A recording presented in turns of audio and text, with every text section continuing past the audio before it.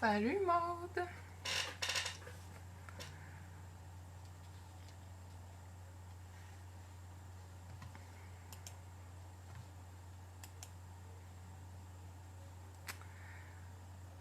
Aux gens qui sont là, bonjour, on va juste attendre un peu, voir s'il y a des personnes qui se connectent. Je vais commencer dans 2 minutes.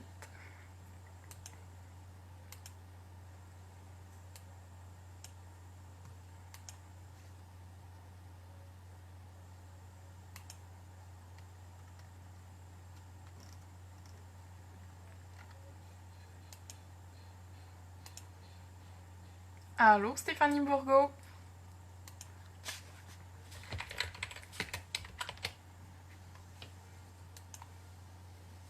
Bonjour, Jean Hainaut.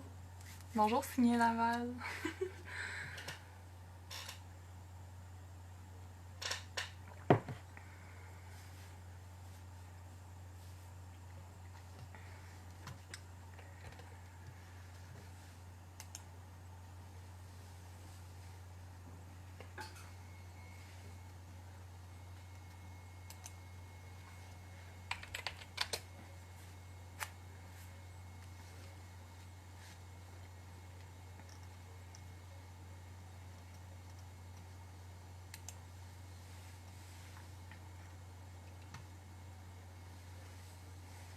Allô, Julia?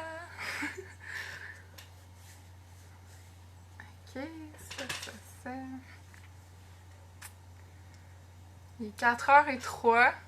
Ça fait que je vais commencer. Je me présente, je m'appelle Sarah Hébert. Je suis une artiste collagiste, autrice et éditrice. Aujourd'hui, je suis avec vous pour vous parler de zine et vous montrer à en fabriquer un.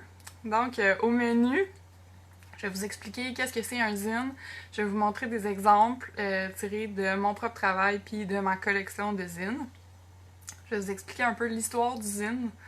Puis, je vais vous montrer comment faire. Et s'il nous reste un peu de temps, je vais vous parler de mes inspirations. Ça fait qu'on commence. Qu'est-ce que c'est un zine? Eh bien, c'est une publication qu'on fait soi-même. Qu'un individu fait ou qu'un groupe de gens décide de fabriquer, de concevoir par eux-mêmes. Donc, pour ma part, mon premier fanzine s'intitule Une tarte à la tristesse. C'est un zine que j'ai fait en 2010 ou 2011, je me rappelle plus. Et j'ai inclus là-dedans des dessins d'un cahier de voyage. J'ai habité un an au Mexique en 2005 et 2006. Et à l'époque, quand je suis partie, j'avais un peu des difficultés à la maison. Donc, ce zine-là traite de comment on deal avec, comment moi je deal avec des proches toxicomanes ou qui ont des problèmes de santé mentale et comment je deal avec mes propres problèmes de santé mentale. Moi, je souffre beaucoup d'anxiété. Puis mon anxiété aussi fait en sorte que je vis beaucoup de jalousie quand je suis en relation amoureuse. J'ai fait aussi un fanzine sur la jalousie qui s'appelle Faites de même. C'est un super beau zine sérigraphié que j'ai eu la chance d'imprimer avec une amie et artiste qui s'appelle Rebecca Rosen, qui est à l'atelier Lapa à Bruxelles. Donc ça, c'est une lettre à mon ex sur comment je me sens par rapport à la jalousie que je vivais à l'époque. Et ce zine-là, j'avais envie de continuer d'élaborer plus sur la question de la jalousie et donc j'ai proposé à un éditeur de faire un livre sur la jalousie. Ça m'a mené à faire ce livre-là qui est Douleur sentimentale puante, qui a été publié aux éditions Somme Toute. C'est un recueil de textes qui porte sur la jalousie. Il y a 8 autres autrices et auteurs qui ont écrit dans ce livre. Et ce livre-là, je l'ai monté à la main. Je l'ai fait de la même façon que je fais tous mes fanzines. C'est-à-dire en imprimant les textes, en les découpant, en découpant des images. Donc voilà, les fanzines, ça c'est pour vous dire que des fois, les zines ou les fanzines, ça peut donner naissance à des projets plus grands. Ça peut aussi être ce que c'est, puis c'est très précieux sous sa forme indépendante aussi, je tiens à le répéter. Sinon, avec des amis, jadis, en 2015, on a créé un premier zine, c'est Caresse Magique. Et Caresse Magique, contient les histoires de moi et de mes 2 amis avec qui j'ai fondé le collectif Caresse Magique. C'est un projet qui vise à recueillir les témoignages de femmes au sujet de leur sexualité. Donc on a fait un appel de texte, on a partagé nos histoires de comment on a découvert la sexualité. Et on a distribué ce zine-là durant un événement qui s'appelle Exposine, qui est comme une sorte de salon du livre underground qui a lieu à Montréal depuis 2002. Et c'est ça, tous les petits éditeurs se retrouvent à Exposine une fois par année et s'échangent leurs créations. Donc c'est un lieu où on peut échanger des idées. Je sais pas si je l'ai mentionné, mais le zine est un moyen d'expression pour les groupes marginalisés, mais c'est aussi un moyen d'exprimer des idées engagées. Donc, il y a des communautés marginalisées qui utilisent le zine pour parler des souffrances, des injustices dont elles sont victimes. Puis il y a aussi, bien évidemment, donc des personnes de couleur, des personnes, qu'on dit racisées, des personnes membres de la communauté LGBTQ qui produisent du contenu dans des zines. Je vais vous en montrer un exemple que je trouve super beau, intéressant, pertinent. C'est un recueil d'œuvres visuelles des luttes queer à Montréal. Donc, c'est un collectif qui s'appelle Q-Team qui a décidé de recueillir toutes sortes de posters et d'affiches d'événements queer qui ont eu lieu à Montréal, que ce soit des soirées dansantes, que ce soit des soirées de rencontres ou encore des groupes sportifs. Ça laisse une trace des activités que des queers ont organisées à Montréal en 2005 et 2010. Puis je trouve ça super riche puis intéressant. Sinon, je vais pas me perdre, je vais essayer d'y aller lentement.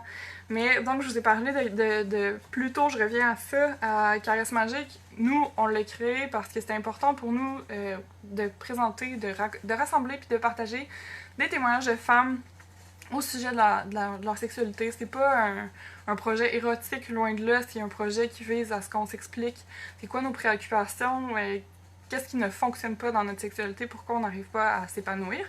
Et ce zine-là a fait en sorte qu'on a reçu beaucoup de témoignages d'autres femmes, puis on a réussi à faire des livres plus beaux, encore de façon indépendante, mais grâce à des amies super talentueuses et généreuses, notamment Sarah Lemire au graphisme et Sophie Bédard, avec qui on a parti le projet. Sarah Gagnon-Piché et Sophie Bédard sont mes complices dans Caresse Magique.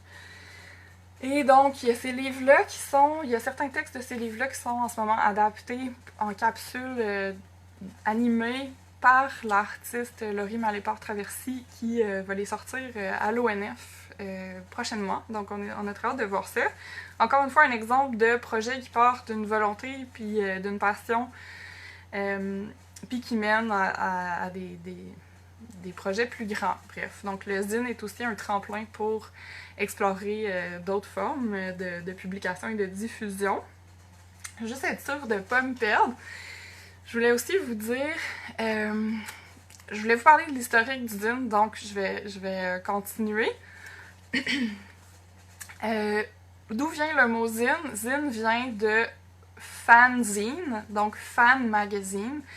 À la base, c'est parce que en tout cas, les historiens du zine disent qu'entre 1930 et 1960, il y avait beaucoup de publications dédiées à la science-fiction aux États-Unis. C'était des groupes de correspondance de science-fiction qui s'étaient établis puis qui échangeaient entre eux des textes sur la science-fiction. Et le zine le plus connu de cette époque-là, c'est Spockanalia, qui est un zine dédié à Star Trek. On raconte que les fans de Star Trek étaient tellement primés, excusez mon anglicisme, étaient tellement motivés que quand on a annoncé après 2 saisons qu'on allait retirer Star Trek des ondes, il y a des gens à travers des clubs de correspondance qui ont entamé une pétition, ils ont demandé à tout le monde d'écrire des lettres à la production de Star Trek pour dire qu'ils voulaient que ça continue, puis ils ont effectivement réussi, avec des milliers de lettres, à ce que Star Trek revienne pour une 3e saison sur les ondes. Donc, le pouvoir de la correspondance et du zine est établi. Donc, ça viendrait de là à la base, fanzine. Ensuite, la deuxième phase qui est marquante de l'histoire du zine, ça serait en musique, donc dans les années 1970 et 1980.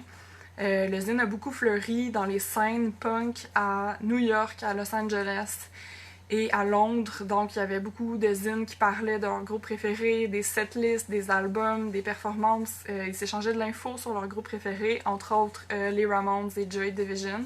Le plus important, en tout cas celui dont on parle souvent, le zine de cette époque-là, c'est Sniff and Glue. J'ai pas d'exemple de Sniff and Glue, mais il y a encore aujourd'hui des gens super passionnés de musique qui s'échangent de l'info sur leur groupe préféré et tout. Et je vais vous montrer un exemple d'un fanzine que j'adore qui s'appelle Tout va bien. Et c'est des amis, des collègues de la radio à CISM, l'Université de Montréal, qui animent une émission, ils animent l'émission 12 pouces dans le jazz. Mais ils commentent et donnent leurs critiques sur différents albums, donc pas seulement de jazz, et c'est vraiment intéressant. Puis Alexandre Fontaine-Rousseau, qui est quelqu'un qui a écrit dans mon livre, dans Douleur sentimentale puante, écrit de superbes critiques aussi. Ben, tous les gars qui sont là-dedans sont talentueux, mais j'ai un petit faible pour mon collègue, pour l'écriture de mon collègue Alexandre Fontaine-Rousseau. Donc je vous invite à, si jamais vous mettez la main, vous voyez ça traîner, le fanzine Tout va bien, c'est un zine de passionnés de musique. Ensuite, dans les années 90, c'était vraiment important de le mentionner. Après la scène punk plus de boys, il y a une scène punk féministe dans les années 90 qui émerge, et c'est par la chanteuse du groupe principalement. La chanteuse du groupe Bikini Kill est une figure importante de ce mouvement-là, ça s'appelle les Riot Girls. Et ces zines-là visaient à encourager les filles à prendre leur place dans le monde de la musique punk parce que c'est un endroit extrêmement macho. L'énergie masculine prend toute la place. Tu sais, des fois dans des mosh pits et tout ça, c'est vraiment difficile pour les filles d'apprécier le show parce qu'on a peur de se faire frapper ou quoi que ce soit. Donc, Bikini Kill invitait les filles à aller au devant de la scène et aussi à créer des bands, à créer des espaces féministes. Ben, des espaces, en fait, où les filles qui aiment le punk pourraient se sentir en sécurité. Donc, il y a eu beaucoup de zines. Il y a eu environ, en tout cas, des milliers de zines qui se sont publiés dans les années 1994, qui étaient faits par des femmes qui invitaient d'autres femmes à créer des bands, à se réunir, à écrire sur qu'est-ce qu'elles vivaient. Puis, finalement, ben c'est ça, à créer des fanzines, créer des bands, à se montrer entre elles, à apprendre un instrument pour qu'il y ait de plus en plus de groupes incluant des femmes ou des groupes entièrement féminins dans la scène punk. Et moi, je trouve ça super inspirant et cette esthétique-là, Riot Girl, est quelque chose qui a beaucoup influencé mon travail. Maintenant, ensuite, après cette vague-là, ben, c'est certain qu'il y a aussi les livres d'artistes purement. Donc, je vais vous montrer d'autres exemples de livres d'artistes. Ça, d'ailleurs, c'est le format du zine que je vais vous montrer à faire tout à l'heure. Donc, je vous présente un exemple de Tremblay qui a fait ce zine qui s'appelle Pop Tarot, qui est comme un peu des cartes de tarot, ben, vous le voyez là, étranges, qui mêlent des symboles de la culture populaire et des dessins de l'artiste.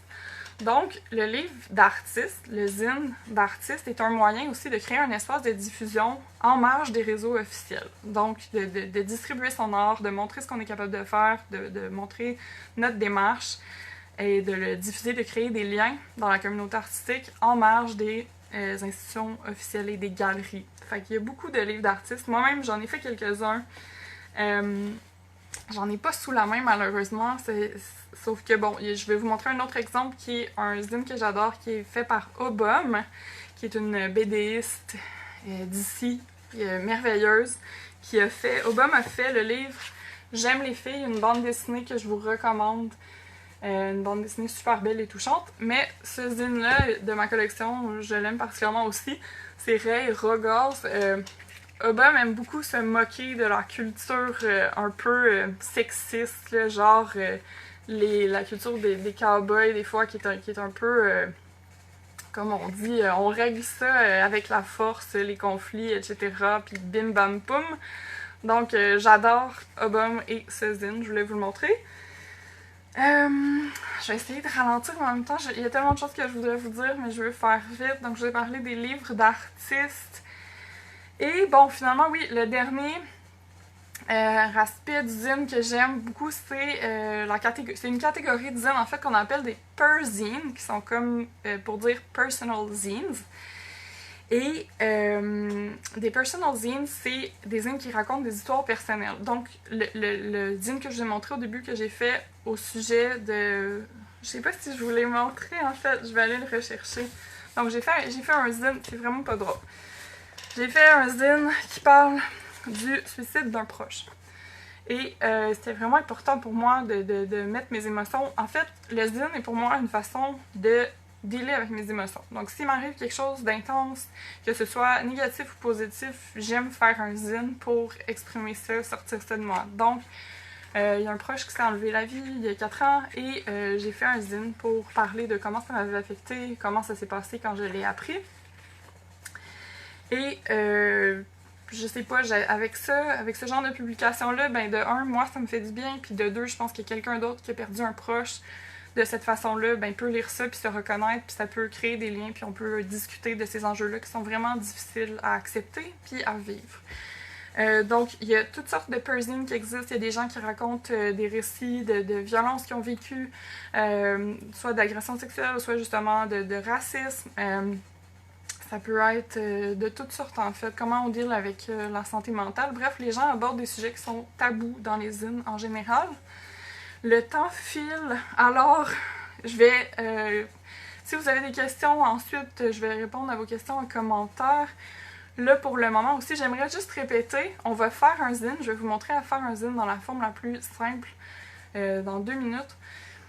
Puis, je voulais juste répéter que vous n'avez pas besoin d'un talent particulier pour faire un zine. Vous avez juste, si vous avez quelque chose à dire, vous pouvez faire un zine.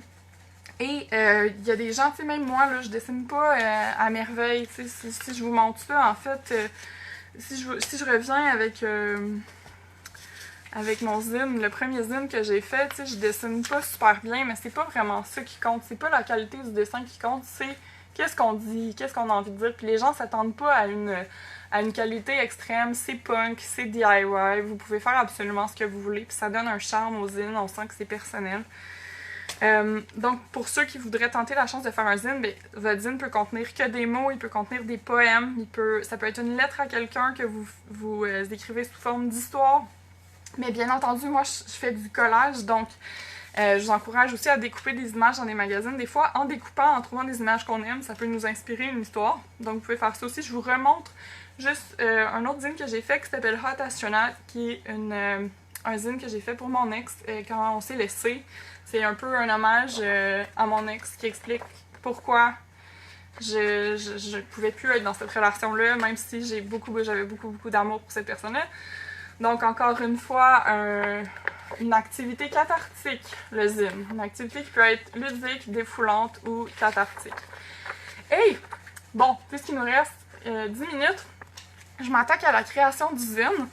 Et pour la cause, hier, avec mon copain, mon amoureux, qui est aussi un artiste, qui s'appelle Kael Mercader, je lui ai demandé de m'aider parce que j'avais l'idée d'un zine, mais j'avais pas le talent pour dessiner, puis je me suis dit qu'il pourrait m'aider. Hier, j'ai fait un fanzine, vraiment, à une journaliste que j'admire beaucoup, qui s'appelle Émilie Nicolas, qui, ces jours-ci,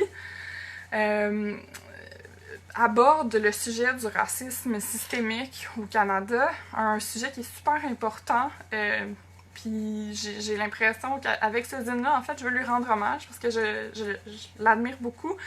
Et je veux aussi partager une ressource qui est un documentaire qui a été fait sur Télé-Québec qui s'appelle « Briser le code », que j'encourage, j'encourage tout le monde qui douterait de la question, qui aimerait en savoir plus sur la question du racisme systémique au Canada, à aller visiter le site de Télé-Québec et à visionner « Briser le code ». Donc, j'ai fait ce fanzine-là parce qu'Émilie Nicolas a été interviewée à la télé à côté de Scott Weldey.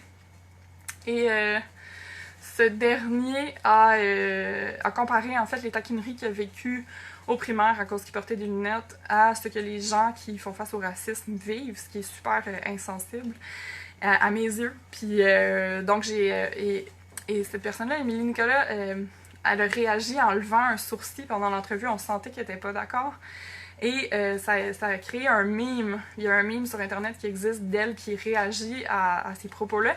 Et j'ai créé un petit zine en hommage à ce moment-là et à ce qu'elle appelle son premier moment viral. Donc, donc je vous explique tout de suite comment ça marche. C'est maintenant qu'on entre dans le zine, comment faire un zine. Pour créer ce zine-là, j'ai pensé à qu'est-ce que je voulais dire, comment raconter cette histoire-là de la façon la plus brève possible et en équilibrant images et texte.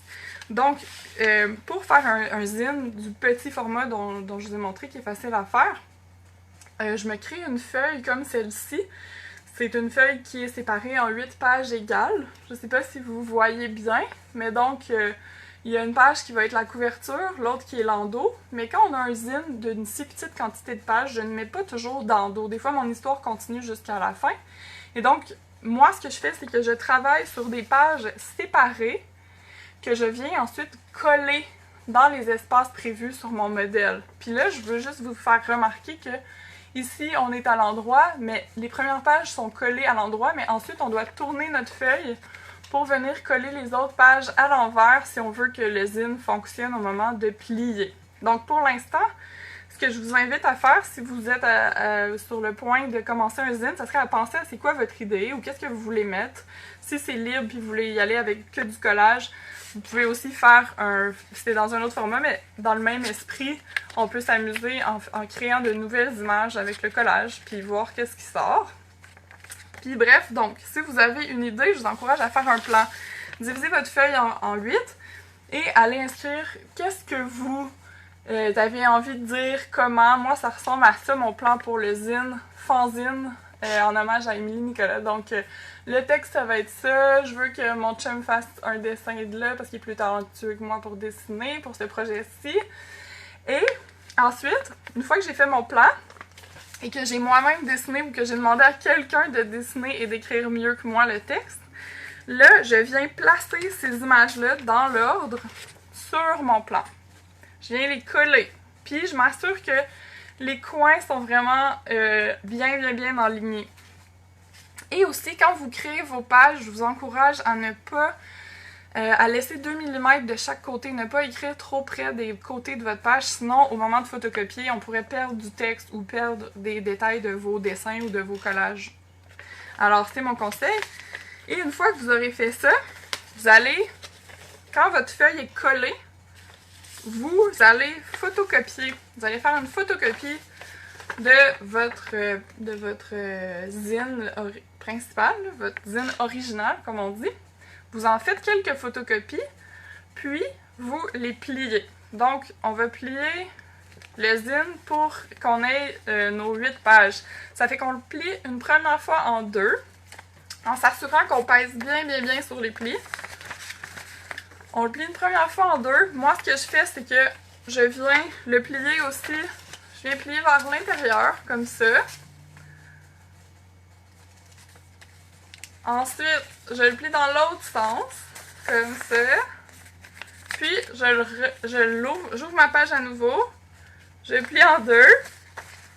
Et là, je viens inciser. Je coupe avec des ciseaux. Là, ici, j'ai déchiré. Quand je suis paresseuse, je déchire. Je viens découper ça. Et là, je fais ce mouvement pour avoir comme un losange. Et je ramène ces deux bouts-là, coins-là, ensemble de mon losange. Là, ça me donne une sorte d'étoile, un peu. Puis là, ben, je la plie. Puis je plie. Puis j'ai mon livre avec ma couverture et mon contenu. Donc là, ça, c'est une façon de faire un zine. Et juste pour que vous sachiez que vous en voyez d'autres, le dessous de votre zine, il y a certains artistes comme Sarah McNeil, ce zine-là qui s'appelle Bye de Sarah McNeil. Cette artiste-là, elle a décidé que l'intérieur de son zine, c'était un poster. Donc, on peut inclure aussi une illustration en arrière si on en a envie, si on en ressent le besoin. Ça peut aussi rester blanc, c'est vraiment comme vous voulez. Et je me souviens pas si je vous l'ai montré, mais avec des élèves du secondaire, on avait fait toutes sortes de zines, dont des zines de bande dessinée. Ici, Karina avait fait une superbe petite BD de pur dessin que j'avais trouvé bien sympathique, donc ça peut être ça aussi. Sinon, des zines de poèmes, bien entendu. Et si vous aviez envie de faire un zine de ce format-ci, vous pouvez juste découper des feuilles 8,5 en deux, dans le sens de la largeur. Et ensuite, pour les assembler, ça prend une grosse agrafeuse comme ça, parce que sinon, on se rend pas au milieu de la page sans abîmer le zine. Mais ça, ce sera pour une prochaine fois. Si vous êtes intéressé à savoir comment faire ce type de fanzine, vous pouvez aussi m'écrire. Je vais essayer de monter une petite vidéo que je mettrai peut-être sur mon compte Instagram. Mon compte Instagram, c'est bijoux de banlieue, tout ensemble. Je vais mettre des références aussi dans les commentaires tantôt. Alors là, je lâche mon arme et je réponds à vos questions en commentaire. J'y vais. Alors, Jacinthe Tremblay, merci, gentil. Merci. Oui. Si vous voulez faire aussi un zine, ok, parfait. J'en fais, mais j'avais pas le nom, ok, parfait.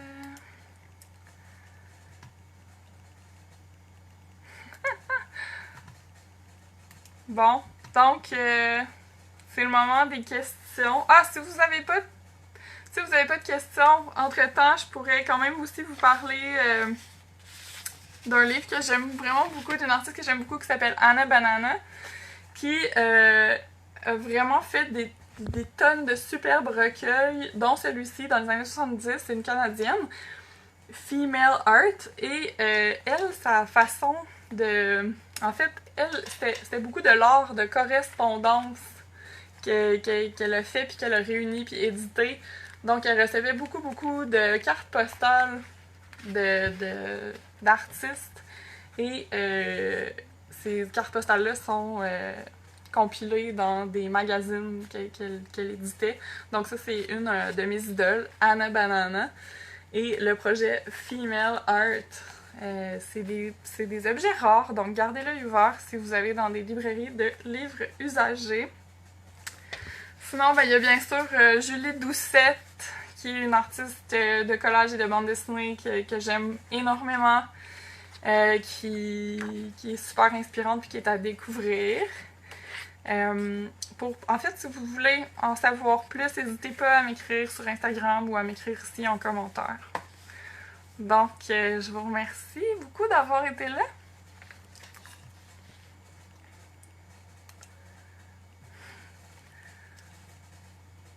Oui, mes zines sont distribuées dans des événements underground, donc à Exposine et des fois à des salons comme Under the Snow. Et sinon, il y en a dans des librairies indépendantes à Montréal, dont Le Port de Tête, Le Guélion, la librairie L'Échange. Sinon, vous pouvez aussi m'écrire sur Instagram s'il y a quelque chose qui vous intéresse, mais je dois avouer que j'ai pas nécessairement été... j'entretiens pas mes boutiques là, en ligne de zine. J'aime vraiment aussi le contact avec les gens, j'aime ça échanger en direct lors de salons en général. Puis sinon, ben, je vous encourage à lire Douleur sentimentale puante. C'est mon livre sur la jalousie que j'ai dirigé et illustré, qui contient les textes de 8 autres auteurs et autrices vraiment intéressants et intéressantes. Puis ça, c'est disponible en ligne. Vous pouvez le commander sur le site des libraires, par exemple. Si jamais vous avez envie de découvrir mon travail.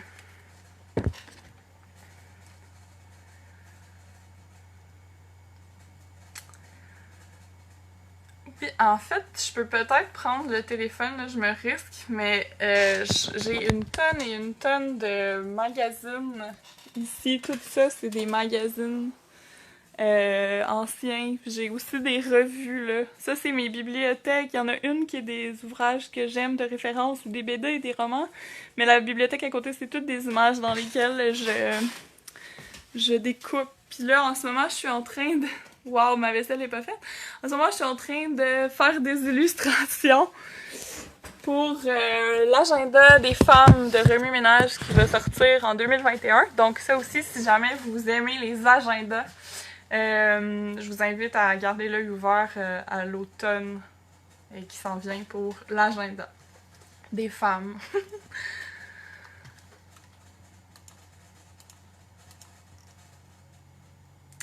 Ça y est, j'imagine que cette réunion est terminée. Maud, tu m'as dit comment c'est... Ah oui, au niveau du processus créatif, ben des fois j'ai une idée puis je veux l'illustrer. Fait que des fois j'ai une idée puis après ça je fouille dans tous mes livres et toutes mes revues pour trouver comment je pourrais l'illustrer. Mais des fois aussi, si j'ai juste envie de faire du collage, j'ouvre des livres puis à force de voir des images, ça m'inspire des zines. Donc des fois c'est l'idée qui influence le collage, des fois c'est le collage qui influence une idée de zine. Ben merci à tout le monde, merci beaucoup à Signer Laval et écrivez-moi encore une fois sur Instagram à Bijoux de banlieue ou sur ma page Facebook qui est Sarah Hébert. Puis ça va me faire plaisir de répondre à vos questions ou de vous donner les références. D'ailleurs, je vais aller mettre en ligne le fanzine que j'ai fait d'ici environ 1 heure pour que vous puissiez le lire. Merci et bonne soirée à tous. Bon zining. Vive Laval!